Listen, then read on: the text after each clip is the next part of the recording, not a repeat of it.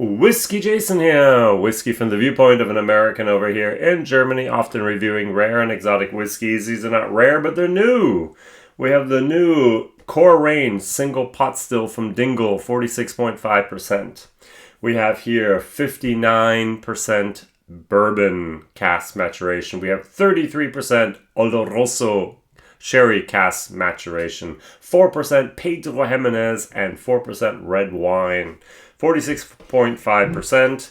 And over here in Germany, we're going to pay about 46 euros for a bottle of this. I've seen it for 44. I've seen it now for 48. So 46 is basically the mid-range price. So the first time they have a core range single pot still whiskey from Dingle. Dingle just started 2012. Dingle is the reason I have a English channel at all. I had done for a couple of years then German videos, and it was like, okay, I have become the voice of Irish whiskey in Germany, and no one else is reviewing Irish whiskeys in English as much as I thought they should have been doing back then. This is 8 years ago, basically.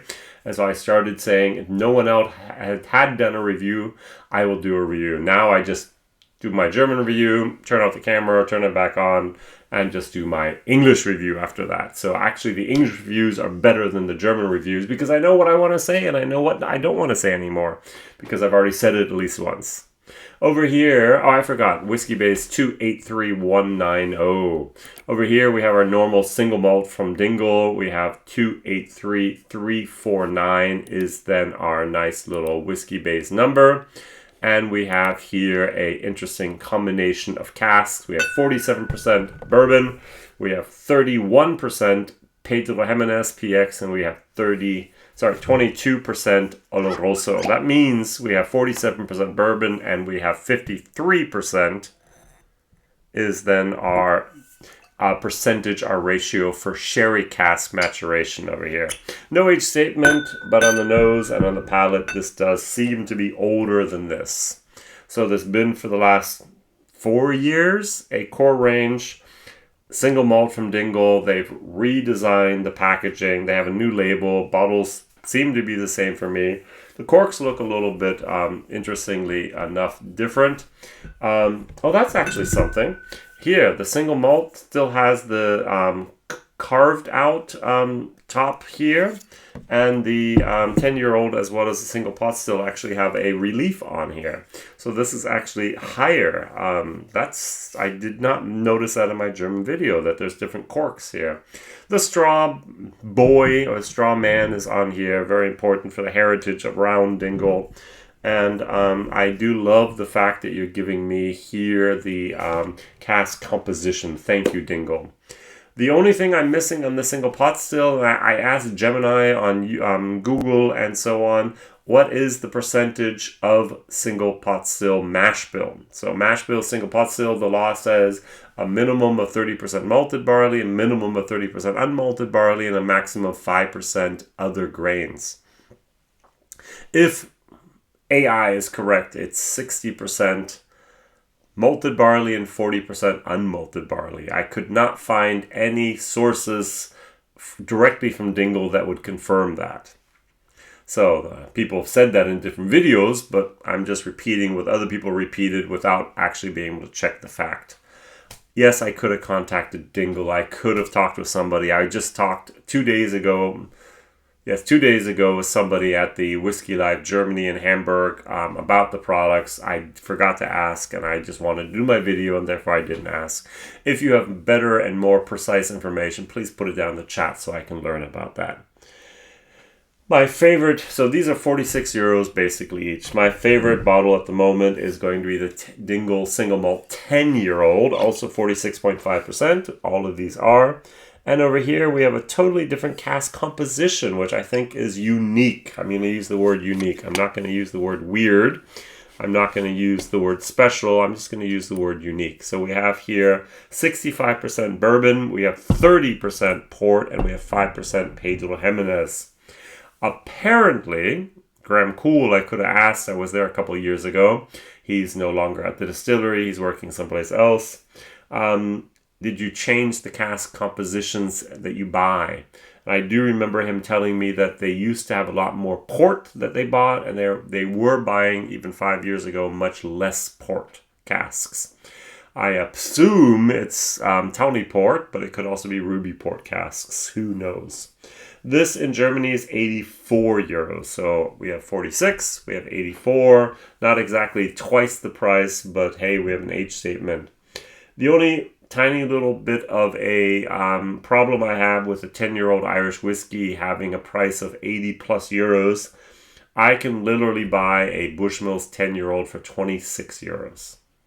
So I can get 3, almost 4 bottles of 10-year-old Bushmill. Yes, it's 40%. Yes, this is 46.5. The Bushmill's 10-year-old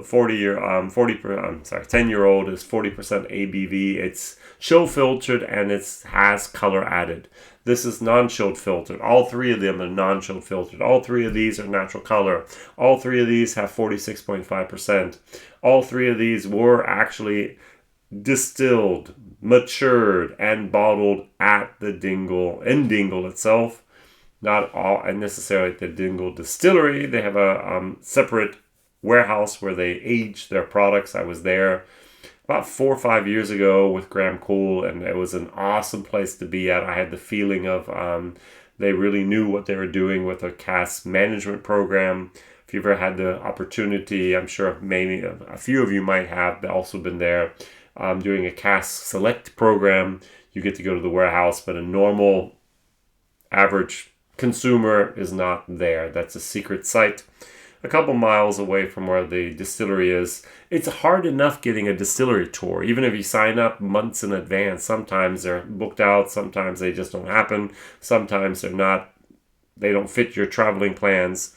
But if you can get the chance to visit Dingle, I think it's 100% and 120% worth that effort. I love what they're doing. I enjoy how they're doing it, and I really think that what they're doing there in Dingle is worthy of praise, because Middleton, since the 1970s, they've been distilling there after the merging of all these different Irish whiskey brands. Bushmills have been up there in Northern Ireland now by the Giant's Causeways for, I'm going to say, hundreds of years, if I may. 1608 is not true, but that's okay. And Cooley started, 1986, 1987. So they've been doing this now for 35 plus years. And along comes this brewer, this owner of restaurants, and he starts the Dingle Distillery, does founding fathers, does his financing by selling casks immediately, creates evangelists that start talking about this little tiny distillery. Not tiny, but this little craft distillery out by Dingle. A lot of tourists, a lot of information there, a lot of good connections. And that started the Irish whiskey distillery boom that we have today, with over 50 distilleries producing and manufacturing whiskey there. Had Dingle not done that first step, I personally do not think we would have as many distilleries in Ireland as we do today. So Dingle is one of the main things that I contribute to the Irish whiskey boom. Thank you very much. Dingle is the reason I do my English videos. Mentioned that before. If I found it just it was sad. It saddened my heart that people weren't talking about Irish whiskey. I was talking about it in German on my German YouTube channel, but hardly anyone was talking about it in English. And I did a lot of Irish whiskeys for many, many years. I have the only German, together with my partner Neil, I have the only German speaking podcast dedicated solely to Irish whiskey. Irish Whiskey News Deutschland. It's in German, so sorry, but I thoroughly enjoy Irish whiskey. I'm in Ireland almost every year. Irish whiskey, Whiskey Live Dublin, and talking to different distillers. I have 8 casks at the moment in Ireland maturing. My heart belongs to Irish whiskey. I love it. And then I come and I try this on the nose. Single pot still whiskey. Now we've been, I'm just going to use the word we here. We're fairly spoiled with the thing called single pot still Irish whiskey.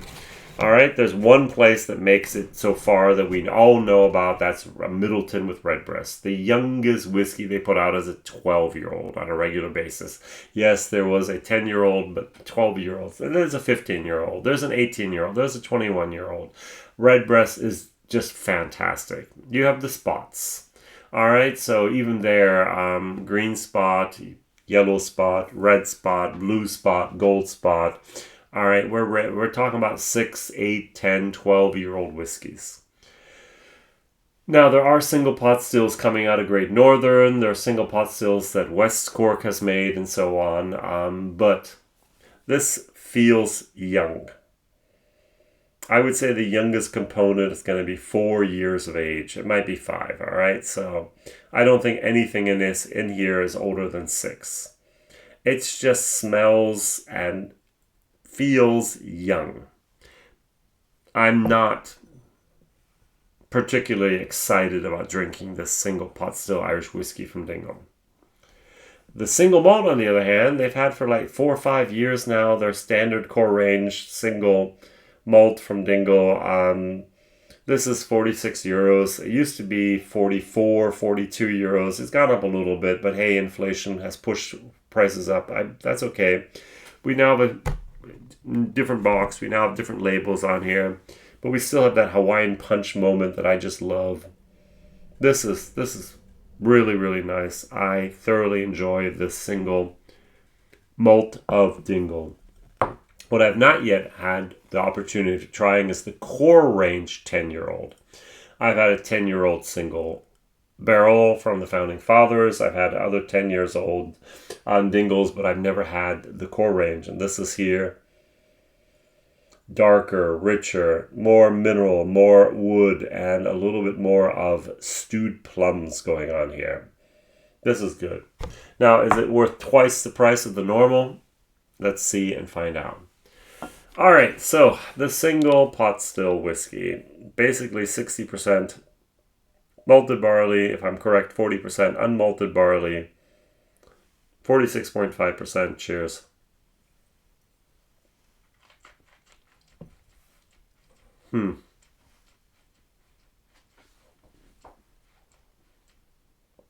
For me personally, disappointing.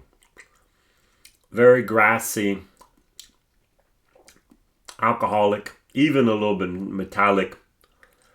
This is not ready yet, in my personal opinion. All right, so the official tasting note says gentle baking spices, nutmeg, cinnamon, and allspice. Didn't get that on the nose. The taste, velvety notes of cooked dark fruits, brown sugar, and spiced stewed apples. I'm not going to say crab apples, but there is an apple moment going on in there. The finish is classic pot still spice, evolving into toasted oak, soft honey, lingering notes of nutmeg. To be truthful, I'm not a big fan of nutmeg. I don't get nutmeg, but I'm not a big fan of it. This is a whiskey I'm going to actually give a C-, D+ to the taste. And for the value of money, C-, D+. This is not something I'm going to buy again. Now, I did a bottle share, all three together as a set. Everything's gone. I'm happy about that. I just put it as a set because I know everyone would buy this, and who knows if they'd buy this. It's been on market, and okay, single pot still. It probably is going to. I just put it all together, did an all-inclusive package, and everything's gone, and so that's great. Not my favorite. I do expect, I'm going to forecast that the single pot still will be in the next 3 to 5 years so much better. Give it some time, not in the bottle, but rather in the barrel, and wait for the next iteration of the bottlings to come out, maybe even with an age statement of 6 years minimum or 8 years minimum or even a 10-year-old. That could be something fantastic. But this is just lacking. Personal opinion. All right, so the single pot still. I have recommended the Dingle single pot still to many people, time and time again. I just like this. The cask composition, if I may mention that again. We have here, as I said before, we have I need to have the right picture up here. 47% bourbon, 31% Pedro Jimenez, and 22% Oloroso. 46.5%, 47 euros basically.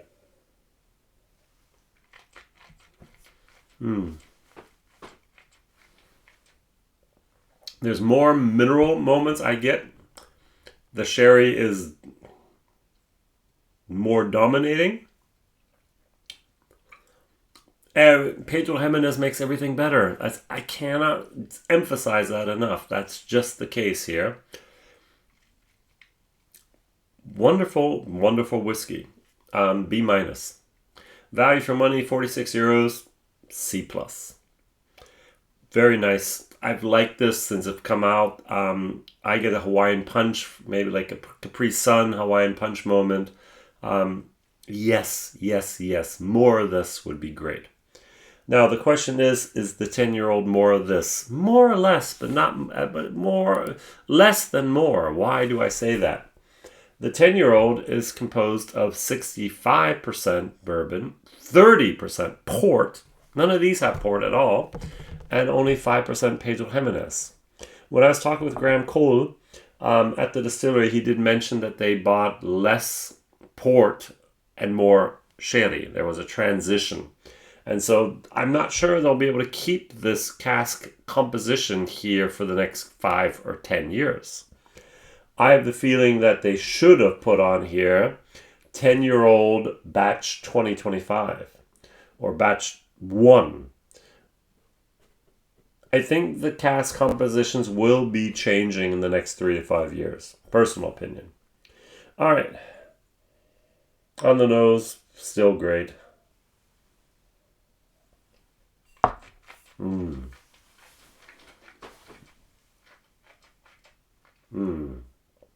It's rounder. There's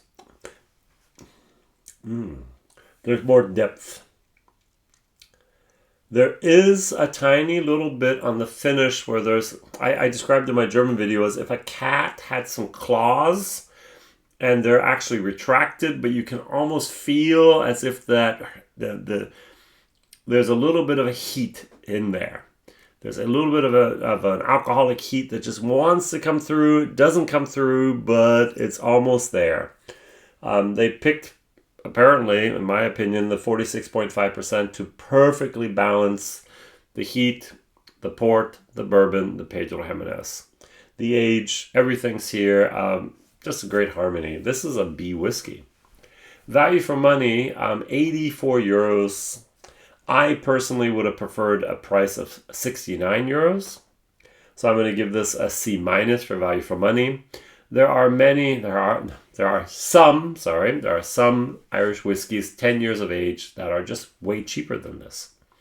As I mentioned already, Trecolin has a 10-year-old. We have a 10-year-old here from Bushmills. There's other whiskeys out there that are in the price area of 30, 40 euros, and this is 80 euros, double the price of other 10-year-old Irish whiskeys. That makes it a little bit of a difficult sell. The taste, though, the flavor profile, this is solid B. I love the port influence. You really have that port influence.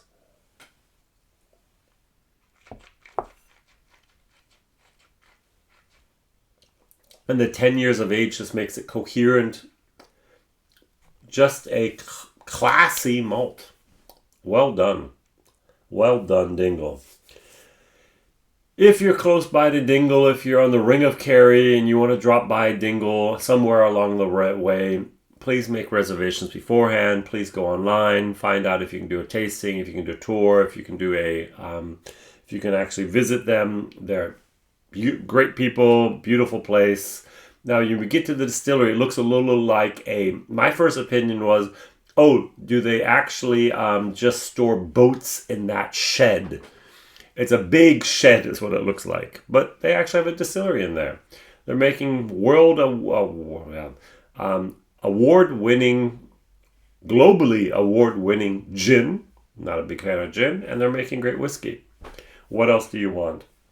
Question of the day, Dingle, what do you expect from them? Have you tried some of their founding fathers? Have you tried some of their descendants? That was the second cask row that they sent out.